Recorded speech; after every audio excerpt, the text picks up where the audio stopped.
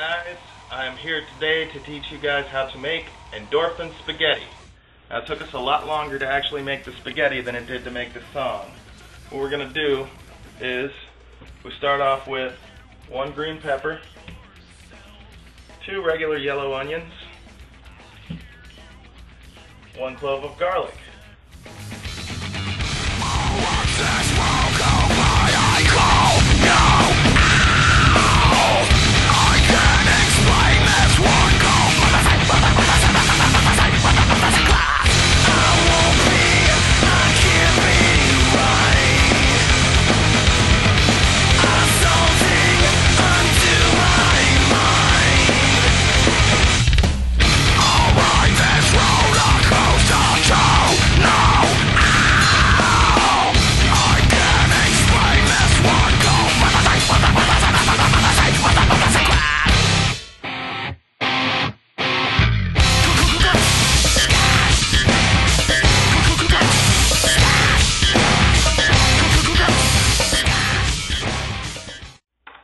Get a little emotional. I just really love spaghetti.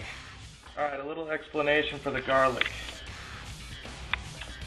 Now, a lot of people believe that you're supposed to mince it, or, you know, there was even a thing in, I think it was Goodfellas, where they shave it with a razor blade. Now, the reason that you don't really need to do that is because what you do, if you just cut this end right there off, just like that, take your knife, set it down like this, and bust it. Then when you saute everything, all the flavor is gonna seep out into the rest of your pot.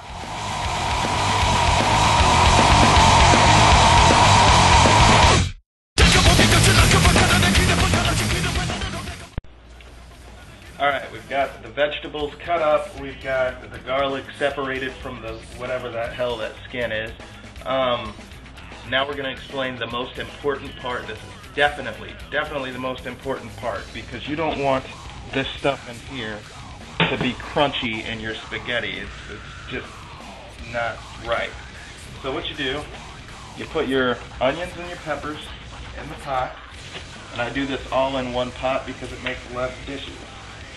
Then you take about 1.5 pounds of hamburger meat and you just throw right in there.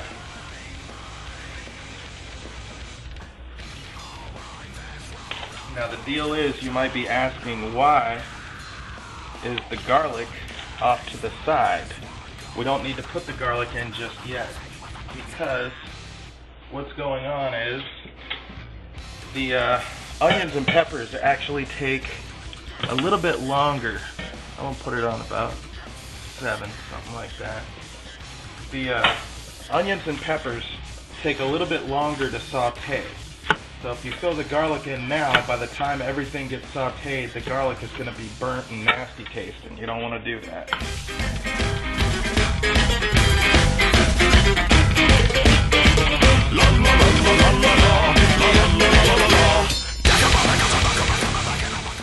We're going to go ahead and add the garlic. Now, there's a saying that Emerald has, and that is, there's no such thing as too much garlic. It's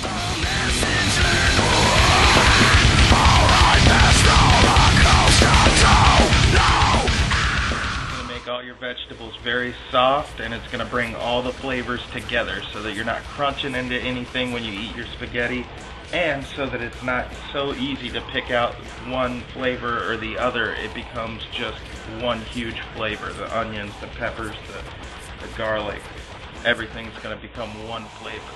Now would be a good time to go ahead and salt your saute. What you do is drain the saute.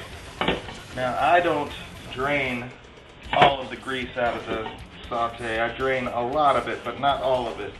Now the deal is the grease still contains a lot of the flavor from the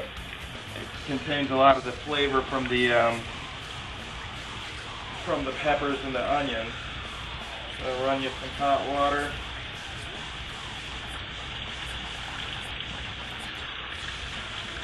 That should be good. A lot of you might be asking yourselves why I've got this. That is it's a good question, actually. It's not really the right thing to do is use a jar of spaghetti sauce. However, it does work if you are out of tomato paste. It will help the sauce stick to the noodles. Go ahead and dump all of your sauces into the saute.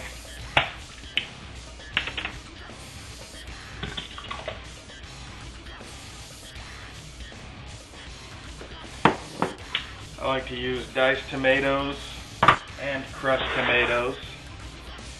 One thing I found is that it doesn't really matter. You don't have to go buy the most expensive tomatoes, because with this little saute that you add in there, it should mack it up and make it taste good no matter what the brand is.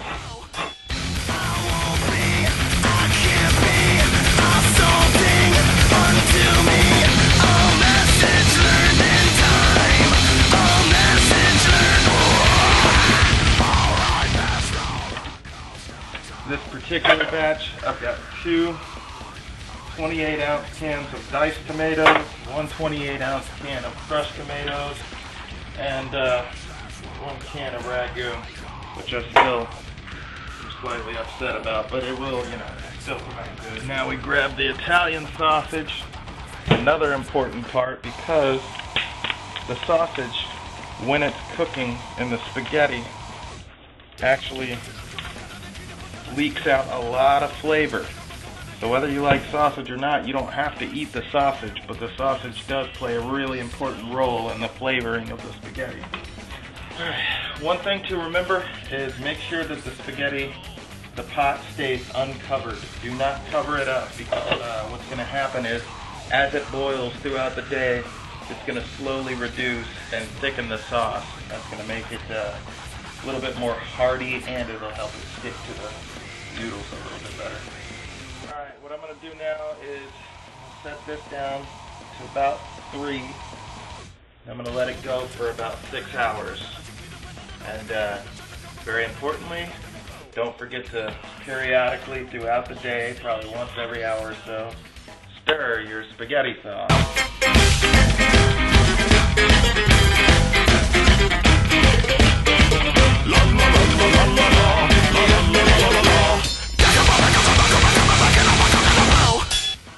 Alright, we've been cooking the spaghetti all day, and now we're about to start the noodles.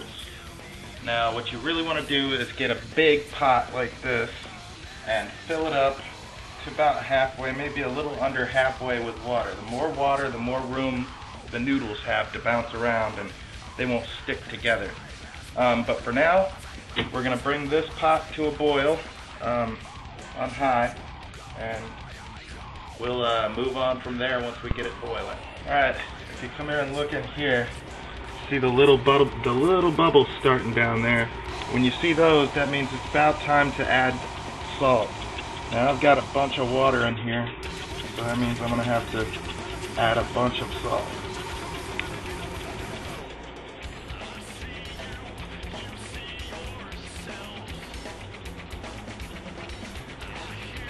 That should do it. Let it get to a roaring boil.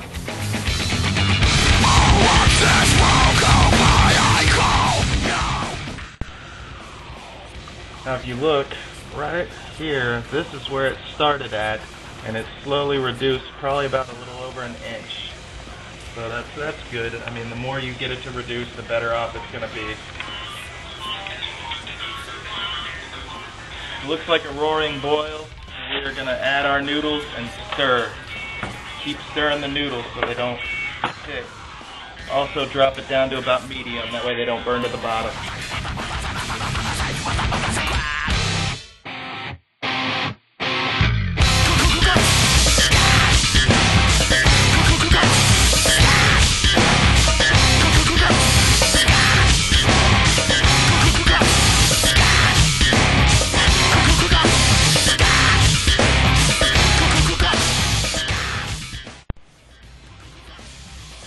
And that, boys and girls, is how you make endorphin spaghetti.